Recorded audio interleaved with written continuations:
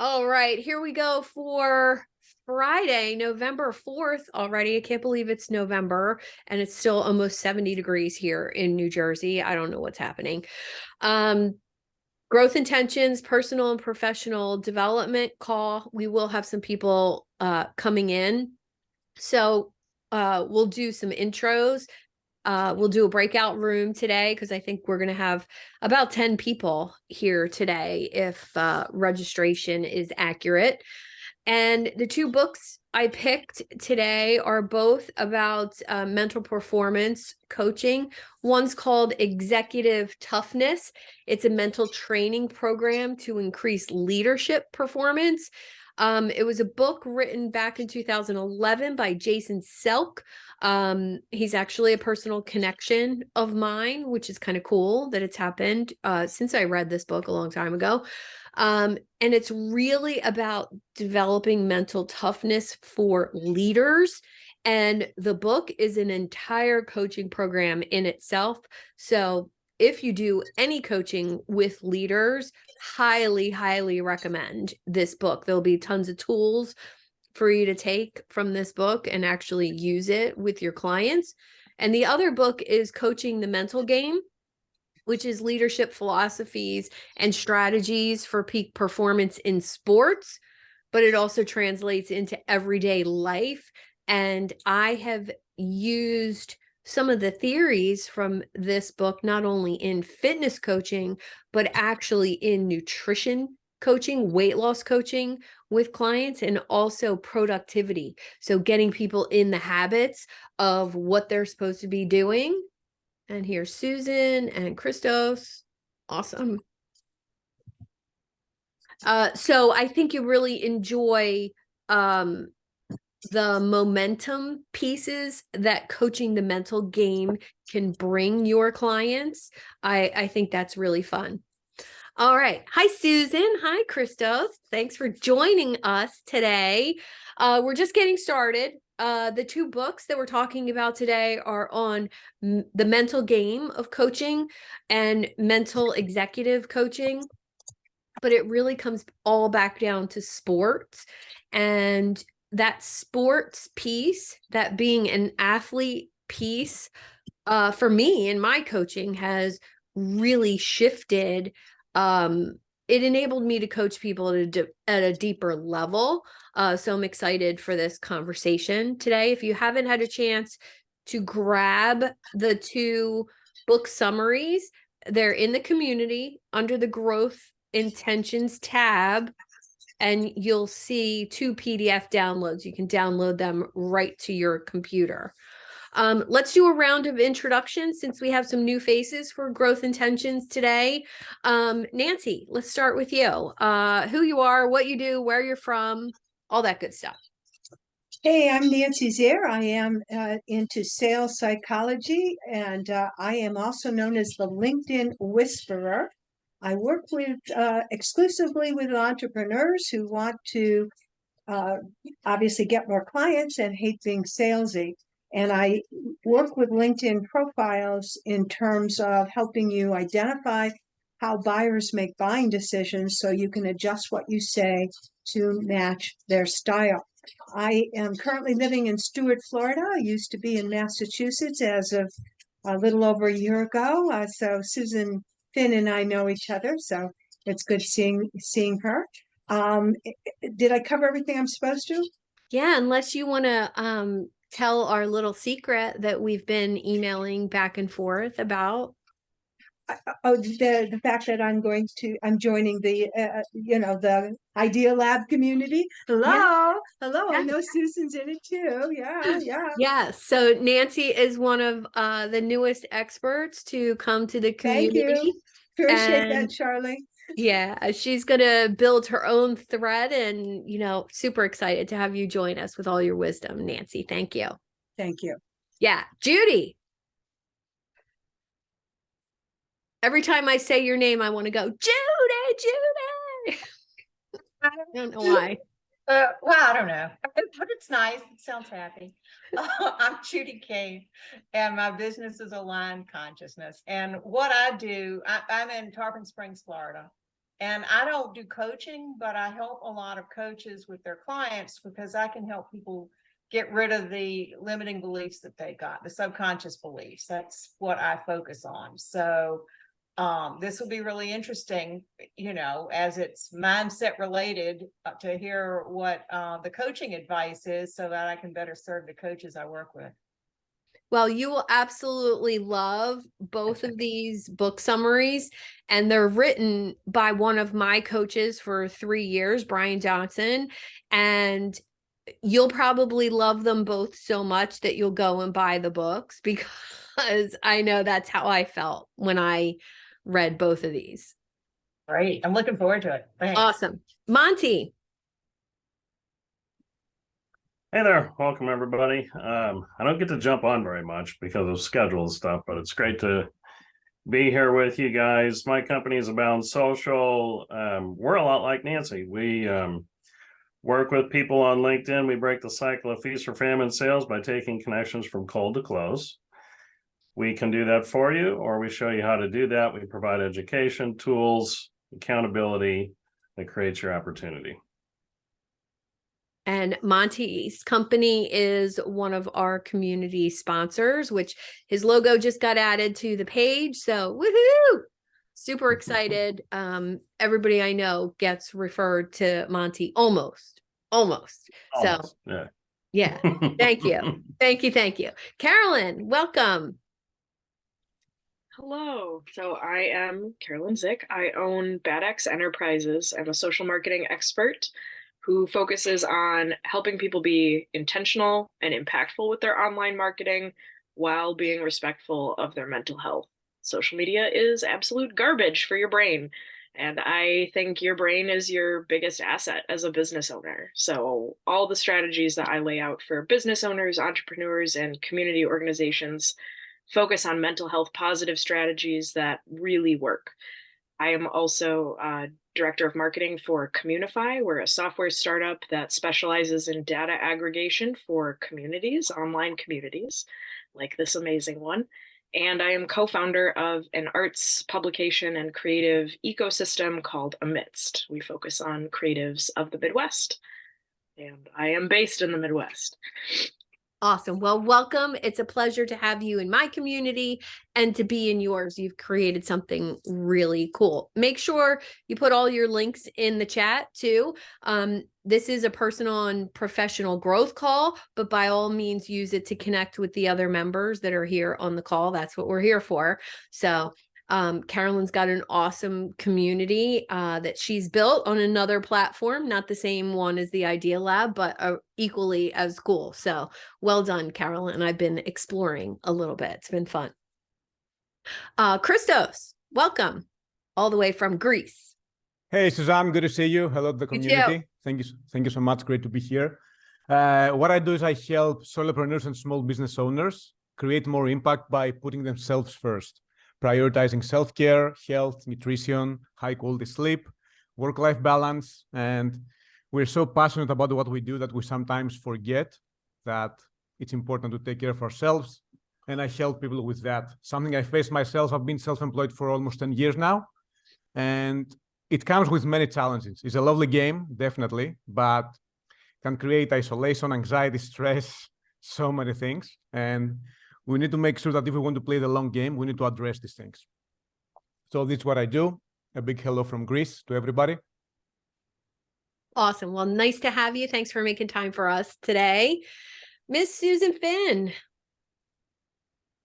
I had to step outside. It is just so beautiful where I am today, but now my dogs are being super annoying. So I'm sorry if I'm like moving all over the place. That's okay. Also happy to be here. I can't always make it at this time, but I'm glad something opened up today.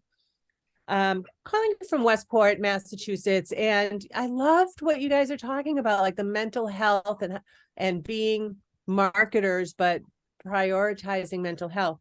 So when I work with my clients who are coaches and consultants to help them figure out their strategy, right? To actually work them towards a mindset of the fact that marketing, showing up becomes their obligation, and how can they do it? And I know that having a hard time seeing Carolyn. Probably we should probably talk about that. I don't do social media, but I will help them with their strategy. I don't do it for them. I mostly focus on using any of the platforms that they choose to do so and bringing people over into an email list and a nurture campaign and creating consistent, generous emails, love letters for the people that they're here to serve. I love that. And Susan is also one of our experts in the community. If you haven't connected with her yet, please do so. Mr. David George Brooke, welcome. Thank you, SDK. How are you? Good. How are you?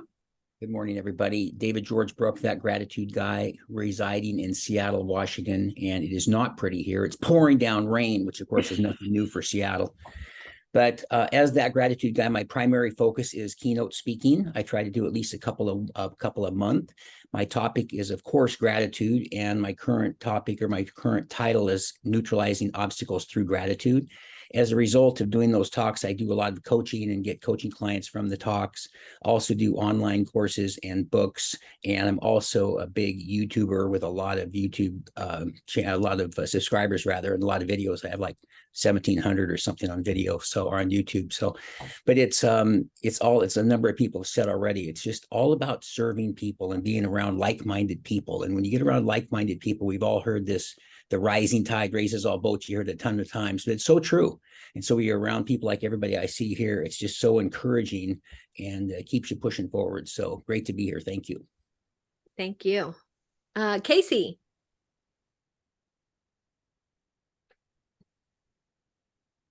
My mouse didn't want to work. Sorry. I am Casey. I am from Indiana, and I serve coaches and consultants in the accounting world. We help clients with their bookkeeping services, plus also the analytics of those, and analyze how to make business decisions based on those numbers. Awesome. Well, welcome. Thanks for joining us today. And last but not least, Mr. Charlie Timmons. Hello, community. Calling from Pennsylvania. I am probably the closest person to STK because we live near each other. Mhm. Listen, all of us on this call are kind of lucky because we've burned the boats, meaning we've chosen an entrepreneurial path that enables us to help our clients with specific problems and at the same time make a difference that makes us feel fantastic.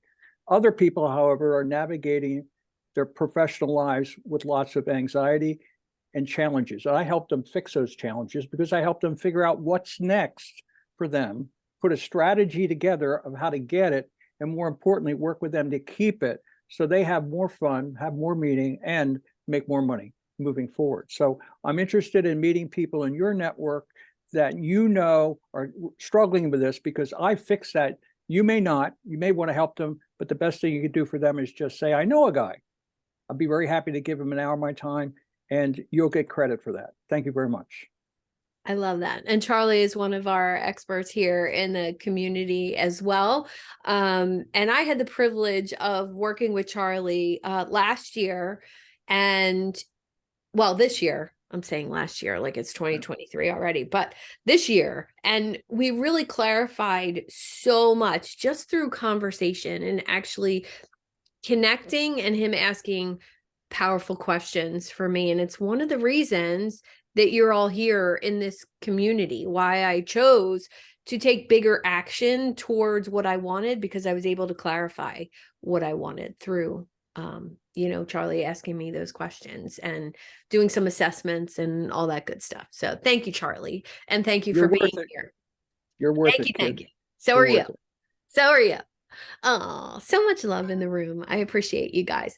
All right, so let's jump into this conversation that I'm so passionate about fitness. I'm so passionate about mental performance of the game of fitness.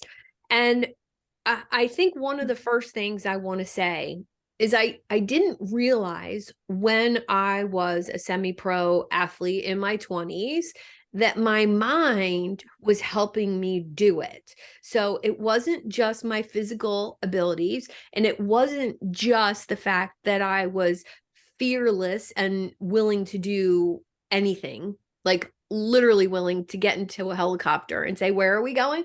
Oh, we're going up to the top of the mountain. Cool. And then when it got to the top of the mountain, I quickly learned that the helicopter doesn't actually land on the top of the mountain. It actually hovers, and you have to jump out, and you don't jump out to flat, you jump out to this. And the 5 minutes that I had to decide, am I riding the helicopter back down, or am I jumping out and going like all of my friends are going to do? And I just paid a fortune to be in this helicopter. Do I really want to forfeit all of those mental things that were swirling were actually easier to deal with than being an entrepreneur? Go figure. And one of the things that helped me through that is being challenged, always pushing that envelope of comfort when it came to my abilities. I guess they call it flow nowadays. Really didn't have that terminology back then when I was in my 20s, because I'm old and it was a long time ago. But flow was not talked about.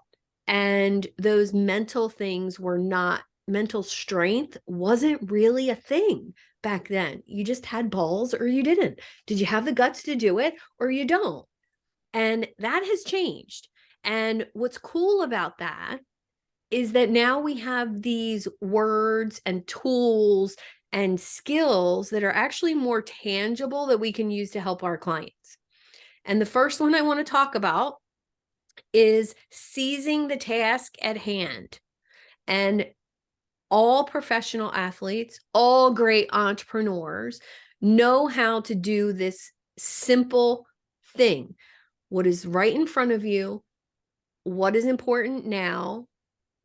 WIN, knowing what is important right now and doing that thing right now. It typically is the needle mover in your business. So let's start there. What does that mean for you? Doing what's important now. What does that mean for you and your clients? Just unmute and talk. We're casual around here. So, I guess that brings me to what the things that I have on my list all of the time that I know I need to do, like reaching out to clients that I've had in the past that I'm just not doing. And I think you're knocking me on the head and saying, do that. Yeah. Right. People love working with you. Go back and see who they have, see what needs they have now and who they can refer you to. Yeah. Love that. Yeah, building on that, Susan, we're always looking for new clients, right? And we may already have them, right, but we're not going back through our list. We've started these conversations with people, and for one reason or another, nothing materialized, but that doesn't mean that they've caught up to us and now they're ready for us. And we have to keep that nurturing. That's the problem that I've found, and maybe Nancy Zane can help us with this. Nancy could help us with this from the point of view of, you got to keep going back and doing touches, staying top of mind, reminding them that we really do care. Yes, we're going to make money from them, but we really care about them achieving what it is they want to do, and we can help facilitate that. And when they're ready, they will call us. That's the whole idea. We don't want them calling somebody else. We want them calling us. So sometimes we already have them, we've forgotten about them, and we have to go back and rekindle that interest. Yeah, I was also going to share too, because earlier this morning I was doing, I think, what's most important, and I was going back to those contacts, just like you said, Charlie and Susan, and having another touch point. And yesterday I heard an interesting statistic which kind of blew my mind. I'm familiar with sales statistics about follow-up, and the fact that less than about only 48% of people will actually follow up the first time. And of those, half will follow up a second, and so forth and so on. And so, and yet, 70% of sales are made after 6 contacts. Well, the statistic that blew my mind I heard yesterday is it's 30 contacts in the digital age. 30 contacts. And that's because, again, for those of us, somebody, you know, social media, email marketing, whatever it is, people lurk, you know, and about 90% of, or maybe even 95% of the people that are using social media don't post. They lurk, they scroll, they read, maybe they put a like, or possibly an emoji, but they don't go beyond that. And yet they are absorbing and getting an impact by the fact that we're there and we're offering value. So yeah, that's what's most important, is to continue the touch points and to reach back to the people we already know. We don't need to know new people. Yeah. Nancy, I'm so glad you said that. I set up a funnel. I work with an accounting coach 6 months ago or so, and they had a funnel template and it had 34 follow-up emails. And I said, if I got 34 emails from some person over the course of, I think it's over 3 months or whatever it is, but I'm like, I would unsubscribe from them. But 30, I mean, you're saying that that's what it really takes now. So I guess I'm going to leave my 34 emails in there. It's the frequency, Casey, that matters. Because I agree, if I got 30 emails one after another, you know, starting today, I would find it annoying and pushy and aggressive. Except, guess what? Walmart does that, or whoever, you know, big name things in our inbox are constantly sending us stuff daily, sometimes multiple times a day. Well, I think that's part of the mental game of what we're talking about here, is that you something athletes do is they have a routine. They have and I noticed the Phillies are in the World Series right now, so I watched a baseball game last night, which is kind of out of character for me. And I noticed one of the star players has this thing he does before he gets the bat in position. And it kind of looks like he's adjusting his cup. Honestly, that's what it looks like. It's a little like shimmy, and then it's like a little adjustment. And I'm like, what? I looked at my husband. I said, is he adjusting his cup? What is he doing? He goes, no, that's his routine before he bats. And I'm like, all right, doesn't make sense to me. But then I thought about it. So he got a home run at one point and said, what did I do? What did I do to get that result? So I want you each to think about when you had your last yes to working with you, or your last client who reached out to you on social media and that says, I got to know more about what you do. How do I hire you? Or how do we get on a call? And think about the routine, back it up, reverse engineer it. What came before that? What was the routine that you followed? Casey, what was that routine that you followed for the person who just signed up with you? I did a talk to a group, and that was in that talk that I met the lady, and then had a conversation with her afterwards. Okay. So that was your event that you posted on LinkedIn. No, this was another talk. A talk that I did 2-3 months ago. Okay. And how did you stay in touch? What was the touch sequence? I gave them my email, I think, and then she emailed me, and then I emailed her back, and we scheduled. Okay, so it was more personal than just a random email sequence. Okay, anybody else? Go ahead, Carolyn. What was your last one? Yeah, so kind of going off of what Casey was saying, I've been doing a lot more speaking over the last year. I've been really intentional about making sure that I'm talking to groups of entrepreneurs that hate social media or are stressed out by it currently. And yesterday, one of the things that I did, I spoke at a group, industry specific, right? They're innkeepers. So I tailored my social media presentation to innkeeper strategies. And one thing that I did, and I kind of like decided to do it on a whim, and I've already seen it be impactful, I've done this for most of the times that I talk. I stood at the door of the room that I was speaking in. I shook everyone's hand that walked in.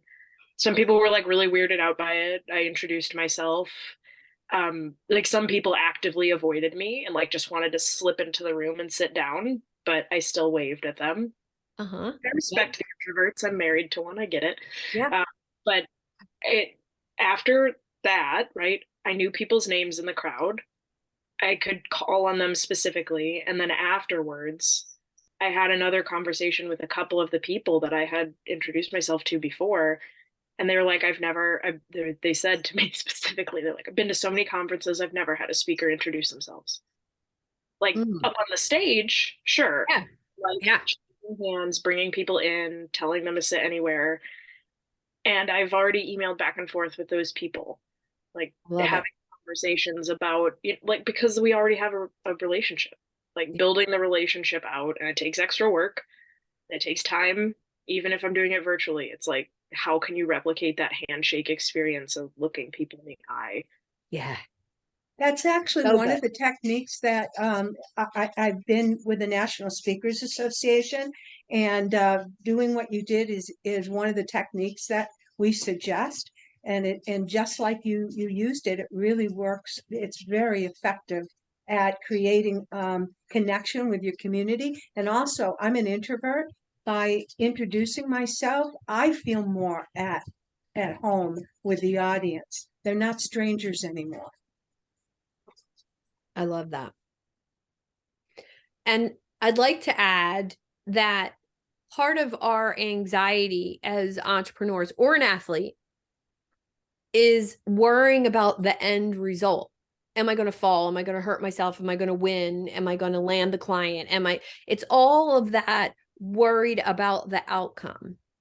And the challenge here with mental toughness is to not worry about the outcome, to just constantly do the same approach. And the approach avoidance can be a thing. You know, some people are just afraid to launch, afraid to jump out of the helicopter. But if you're not afraid to do that, the next step is really not caring about the outcome. That's the popular book, Go for No. That's the track your no's and you'll be closer to the yeses. You know, that's that whole theory. And the one thing I want to challenge you on here to think about when it comes to coaching your clients or attracting clients, it's that approach that leads to a result, right? So if we just keep approaching things, keep doing it, and not have anxiety about that outcome, because that anxiety about the outcome is what inhibits good performance. And I'm going to say that again. The anxiety about the no, the anxiety about, oh, are they going to think I'm weird for posting this? My LinkedIn post today, I actually referenced Tinder. Now, a lot of people on LinkedIn are not going to know what Tinder is. That's fine. I thought it was funny, and I didn't hesitate about saying, no, it's not like Tinder, not like I want more like on Tinder. And by doing that approach, being myself, being, more true to that sense of humor that I have that might be a little off color, and not worrying about if somebody's offended, I actually attract the people who feel the same way. Let's talk about that. Let's talk about releasing that anxiety over the end event and just continually doing the approach. How's that resonate for you, David? Well, I just kind of go back and forth on it about how deciding, in fact, speaking of approach, just deciding what approach, because you're supposed to always be looking forward, and they say the windshield and not the rear view mirror and so forth. But I've just tried a lot of things that I've had to deep six and don't work anymore, which I always thought I was too attached to the outcome, as somebody said recently. And I think that every time I get something new, I think maybe this will be the one that really resonates and really gets the results I want and stuff. So to me, it's constantly kind of reinventing your approach. Mm.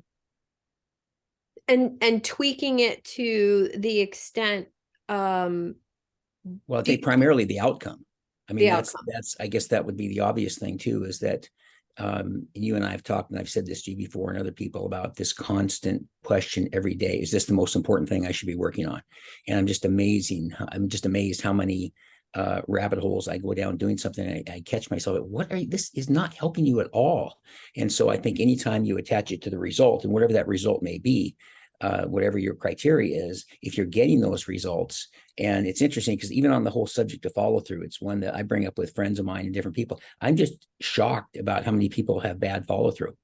Mhm. And you can be kind and polite and send them emails. And I totally agree about the 34 emails. I think that's ridiculous, or 30 or 20 or 30, but just nice. He just wanted to check in, make sure you got my email before. Ghost, it's like I always say, if I owed him $5,000, I said, you want the check at 2 or 3, which is better, I'm sure they'd get back to you. So this cracks me up.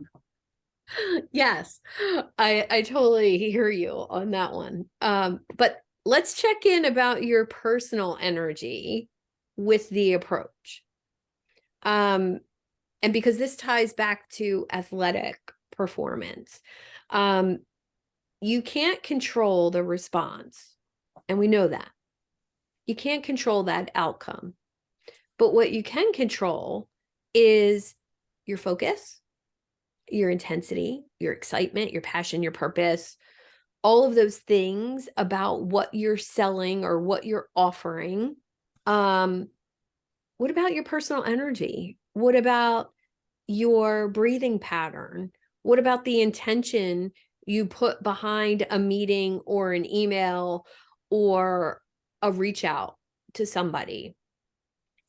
And I'm just saying, I've noticed when I reach out to someone because I want them as a client, I want them to pay me money, it doesn't work. But when I reach out to someone with genuine, yo, how are you? Or a compliment, and it's true. It's not just to get a client, not just for the touch aspect, but when it's because I want to see them succeed, or I want to provide value, or I want you guys to benefit from them. So I invited somebody to our community today, and who I haven't heard from in 2 years, but I taught a workshop with him 2 years ago. And literally, I totally forgot all about him. And he reached out to me. And I was like, oh my God, where have you been? He literally just deleted social media because it wasn't working for his business. So obviously, his name fell off my radar.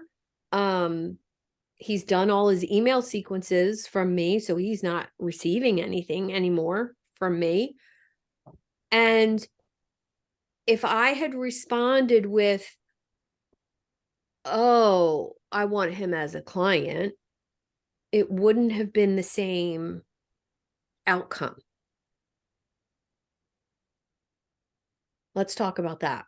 Let's talk about the intention energetically behind when you're reaching out to somebody. What does that feel like for you? Go ahead, David. I think I don't want to dominate the thing here. I was thinking I have a module in my typical keynotes, 60 minutes, and there's, I don't know, 10 or 12 modules, but one of them is self-esteem, self-care, meditation, all that thing, how you take care of yourself. And I'm just fascinated. I do an exercise where you give yourself a number 1 to 10. And this is your self-esteem number. 10 is the best and 1 is the worst, of course. And you can do halves and so forth, but you just sort of take your temperature. And the point that I try to make, there's an exercise that helps people to increase that number. But if you're in, it's somebody has to answer it honestly. I mean, this is who you see brushing your teeth in the morning, that person. The reason I think it's so powerful is if you're a 9 or a 10, everything in your life works better.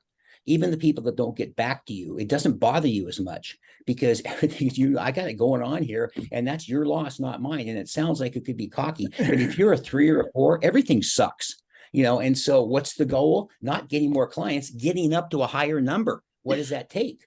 And so whether that's, exercising or drinking lots of water, or writing in a gratitude journal, I know a little bit about that, hanging out with positive people like this, all these things, eating the right amount of food, meditating, stretching, getting your sleep. I mean, all those things, whatever will drive that number to a 9 or a 10, everything works better.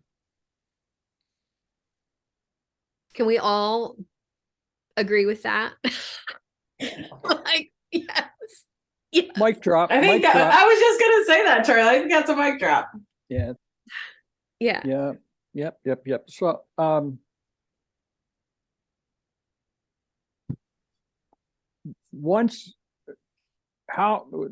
trying to understand the question here, Suzanne. Mhm. How many times do you keep trying to get a conversation with somebody? Was that the question? Well, I mean, it's more about your intention behind wanting to have the conversation. If Right. it's coming from a place of caring or value or connection, or if it's coming from, God damn it, I need to sell this person. Like, No. where is it coming from? Is it Okay. coming from lack, or is it coming from abundance of service? Or, yeah, I mean, Grant, we all have businesses, we all need to make money, right? But what's your intention behind? I don't know how that individual could benefit me or I could benefit that person until I have a conversation, right? And chances are their network's going to be more valuable to me than they are in the sense of potential business. Mhm. So if everybody on this call has 2,000 people in their LinkedIn network, that's my market. That's who I want to talk to, because I want to talk to the people because chances are those people have your values, your beliefs, your purpose, et cetera. And that's the audience I want to reach, because they'll understand me. I sing a song that they want to listen to, right? So my focus is to develop a relationship with you, so you understand me and what I stand for and how I can be of help, so that when people in your network approach you with their challenges or their issues, you're going to say, I know a guy. Mhm. I know a guy that deals with that, because we all want to help. But I'm not going to try to do Judy Kane's job or Nancy Zare's job, because that's not my area of expertise. So having them in my network is of value to anybody that I meet. And people have to understand it's when they are out networking for the first time, the goal is not to sell the other person or convince the other person. You got to get that person to want to develop a meaningful relationship with you. After that, I believe everything works. I got to put bread on the table. There's no two ways about it. But at the same time, when I smell desperate, when I feel needy, people run away from you. They just do. It's all about them. It's not about me. Yeah. Anyway, just my thoughts. And it was tough to follow David, right? But anyway, I try. No, good job, Charlie. Judy. Yeah, I was actually thinking about this earlier today in another aspect, because I had a person call who was curious about what I do. And my background is IT management. So I spent years of acting in a consulting role for either employees that reported to me or the business clients that, needed systems or that type of thing. And when I have a call, that's really the mindset I'm going through. It's kind of like what Charlie was talking about. You need to understand what they're looking for, and then you need to figure out if you can help or if there's somebody else that is a better fit for them. And Right. so I don't think about it as a sales aspect at all. It's like I'm listening to them, I'm talking to them, but when I go back and I look at the success of those calls, it's very high. I mean, generally speaking, by the time they get around to making a call to me, it's a high probability they're going to book a session. But that's not the point of the call. Right. The call is to figure out what they're looking for and answer their questions about what I do and don't do. Yeah, no, Nancy, I'm going to ask you this question. No sales happens without a without a conversation. Even though you create the greatest squeeze page in the world and have it as an offer, eventually most people say, I need to talk to somebody first, right? So it's an invitation to a conversation, but eventually you have to have that conversation. That's all you want, is a conversation with somebody, because they don't know they need what you have. Ask anybody, hey, what's your budget for coaching? They don't have one. They don't have one until they need to have one. And that's part of our job, is to make them aware of how much better their lives will be with the help of people like us. Yeah. You have to have that conversation. I was going to chime in based upon principles that I used to teach at the college level, and I taught a course on public speaking. And I naturally, if you know the statistics, you know the famous research study that says that the number one fear is public speaking. You know, people would rather die than be on stage. But at any rate, I would share with my students and with my clients too, who are in this situation, it's the self-consciousness that makes for a difficult time, that gives you the nervousness. It's what you said, Suzanne, about looking at the outcome as opposed to what's my routine, what am I doing, etc. When you focus on being of service, your message to the audience, helping the person out there, as opposed to what's in it for me, that's when the nervousness goes away, and that's when you perform at your best. Truly. Amen. Truly.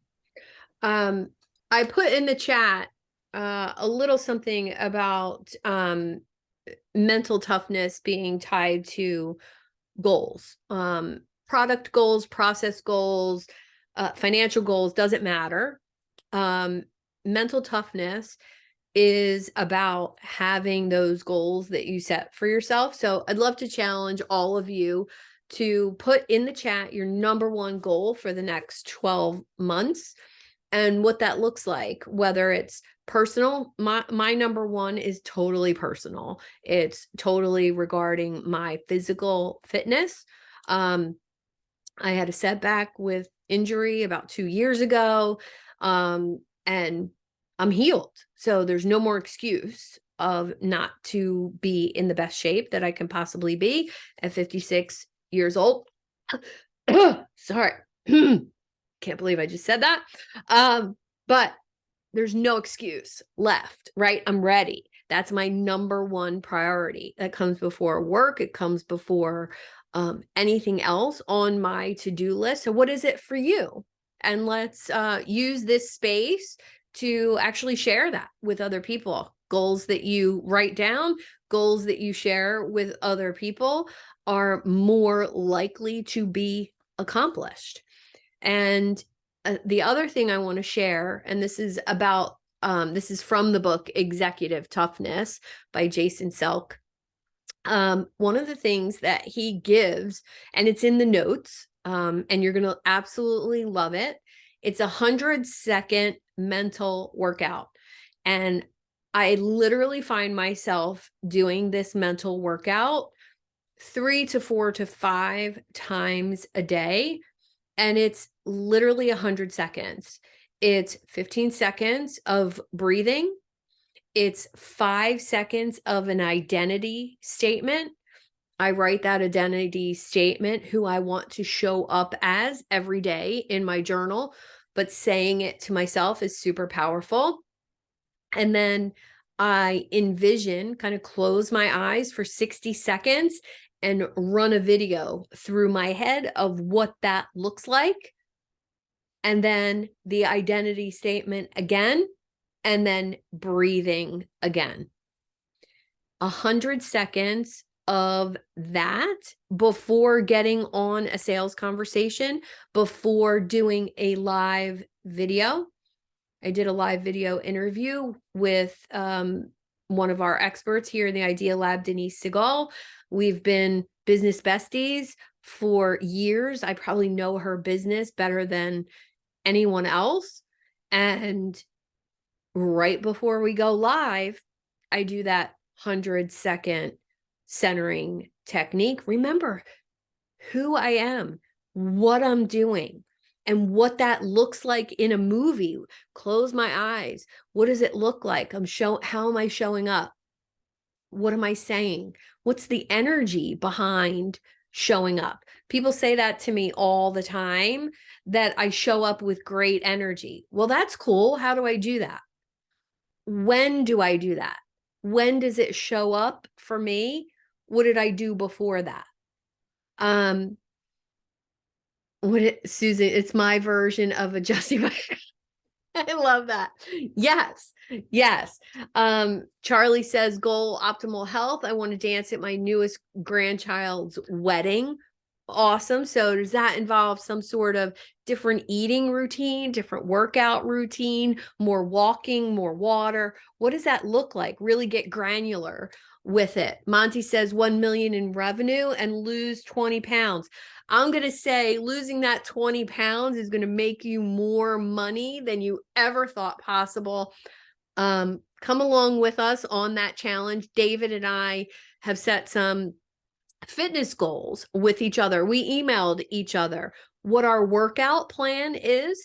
Monty, if you want to email me your walking plan, your workout plan, gosh, just adding in, it's so much easier for men to lose 20 pounds. I'm just going to say, literally you could just give up, sugar in your coffee and you'd lose 5 pounds, and it's nauseating. I don't understand why it's like that for men. But happy to hold you accountable to that. Judy says, develop the next level program offer and have that filled. Incredible, Judy. Awesome. Christos, transition into full-time coaching business. Easy. Done. How many conversations do you need to have in order to make that happen? You know, what's your turnaround? If I talk to 10, I end up with 1 client. If I talk to 20, I end up with 2 clients. What's that look like? And get it on your schedule. Awesome. Freedom and flow in business to make room for creativity and gardening. I love that, Susan. I love it.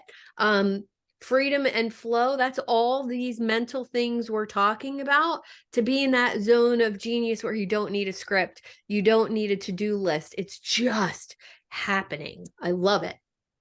Nancy, you got one for us? Yeah, I typed it in. My Oh, number you one did. I goal didn't see it. is to determine where I'll be residing. I've decided to stay in Florida, but I'm not sure where and with whom. All right. Oh, does that mean a new partner in your life? Is that? I'm open Mm. and I'm single. Ooh. Ooh, that sounds like fun, Nancy. Oh, get ready.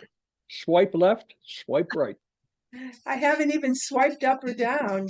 All right. Well, you'll like my Tinder reference that I made in my post on LinkedIn today then. But don't use that one. Just saying. Don't do that. And David says 25 keynote speeches for 2023. Awesome. David, you know how to make that happen already, right? Oh yeah, well, it's all about outreach and marketing, and it's like somebody once told me that whatever our business is, if you're not spending 25 to 40% of your business day marketing, you're never going to be that successful. A marketing day, hour, week, or whatever. But yeah, it's just a lot of outreach. The more outreach I do, the more that I can find. So, but Yes. it's just and it's some big ratio of 50 calls to 1 booking or something like that. But it all is kind of back to that old thing. It's kind of a numbers game. Yes, absolutely. For all of us, it truly is. All right, I'm putting the 100-second routine in the chat. So save the chat and you will have that ready to go, even if you didn't download the notes for the book. The last thing I'm going to leave you with is to develop executive toughness. Now, this comes up with my clients all the time. And I think it will for yours as well. Complete your process goals every day. No excuses. Commit to replacing all negative or problem-focused thought with solution-focused thinking within 60 seconds. If you don't know how to do that, that's where, working with a coach or working with somebody on your mental toughness can really improve. And then number 3, complete your mental workouts and keep a success log, keep a win journal. And if you do those things, you will gradually build up your mental toughness. You'll be more resilient, more apt to just take action, which I absolutely love that. All right, let's open the floor for biggest takeaways from this and from this idea of using your mental strength for your business and your physical health. Just unmute and go. Totally up to you. I'm taking away that 100-second. I'm going to put it into operation. Awesome. Yeah, I like that. I like that in the success journal. I came here feeling a little puffy, a little bit off today, and I'm glad to have come here to give me that work back. Sorry about the dog. Oh, that's okay. So, Susan, a win journal. Listen, when you have a little down moment and you can go back to a notebook that's specifically a win journal, like when you rocked it, when you kicked ass, when you were amazing, and you keep track of all of those, it fuels you to remember who you are. I had a testimonial that I literally copied it word for word from somebody I respect like more than anyone else. And it literally sits here on my desk, what she said about me, because if she sees that, I need to see that. Right. Go ahead, Charlie. No, I agree with you. I agree. Oh, I absolutely cool. 100% agree. Cool. I actually do a gratitude every day, and I'm instead of a win journal, it's a gratitude journal, and I list gratitudes, every day. Well, somebody else in this room is a big fan of that as well. And it's I kind of thought David George might pipe in. yeah. What, Carolyn has a question. Oh, go ahead, Carolyn. I'm sorry. Oh, yeah, you had mentioned achieve your process goals every day, no exceptions. Can you define process goals for me? Because I think I know what they are, but I'd like the Well, actual. that's the approach thing. That's the doing the task. It's not outcome goals. Gotcha. So, like Monty said, he wants to lose 20 pounds. That's his outcome. Well, Got what's the process to get there? He has Right. to eat less and exercise more, right? So if you accomplish those process goals every day, and it could be how you want to feel, how you want to show up, the results happen eventually. Got it. Okay. Thank you for defining that. Yeah, absolutely. All right. Any other takeaways? Go ahead, David. Well, this isn't much a takeaway. The biggest takeaway for me so often is just the power of the mastermind and listening to everybody make their comments and things. It's just so incredible. And I think I used to manage Nordstrom stores and Lowe's stores, and I used to joke about Nordstrom was great, but Lowe's, and it was, there's not a lot of motivated people there. And so it's such a contrast all these years later to get around people that are so passionate about helping people and doing things. So very, very motivating. But I wanted to mention something around goals. My two sons and I, my older son is 38, my younger son's 28. We meet 4 times a year on Zoom. I mean, I see him a lot as well, but officially to go over our goals. So we've always had 3 professional and 3 personal and a lot of different things. And now we met the other day, and what is your goal by the end of 12/31/22? And then what are your 3 and 3 for 2023? And then I heard something the other day on a podcast that I thought was really interesting. They described as priorities, and they said, rather than having all these goals, because I think we got too carried away, have 3 priorities. Number 1, your health, wealth, wellness, and maybe your family. Number 2, your business. And number 3, your money. And that's it. And I just think I've gotten too carried away with, well, one more thing, and how about this? And I think we get carried away. I know I have, with too many things, and it's overwhelming. But you take 3 things like that, it's pretty streamlined. So that was a big takeaway I got the other day that I think is really going to help us. Love it. It's really cool. Is that available? Do you have a link to that particular podcast? Charlie, I have to think about where it came from. I will figure out which one it was. I think it was John Lee Dumas, which I listen to a lot, but I'll find out and get it. I'll get it to you. It got you excited. Maybe it got us excited. Yeah, absolutely. Yeah, thank you. That's a good one. And as Susan said, she needed to get excited today.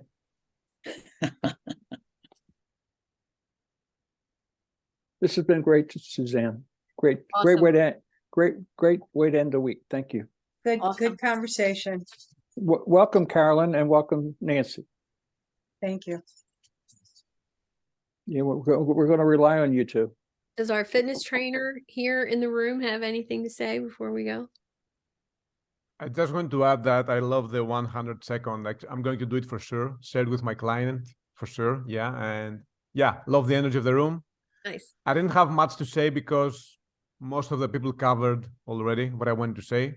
So yeah, Well, Well- you're amazing. Thanks for being here. Appreciate you. it's a pleasure. Next All right. week, we're going to call on you first next week, Christos. Be ready. Be ready. Oh, I'm Yeah, gonna. I have a thing that I only want to say things if they're important. You know, I don't want to overlap with other people. So I prefer to stay silent if I don't have something extra to add. Well, I'm gonna pick a challenging topic for you next week if you're gonna Please. I love Okay. challenges. Please do. be. All right. Challenge accepted. All right, guys, have an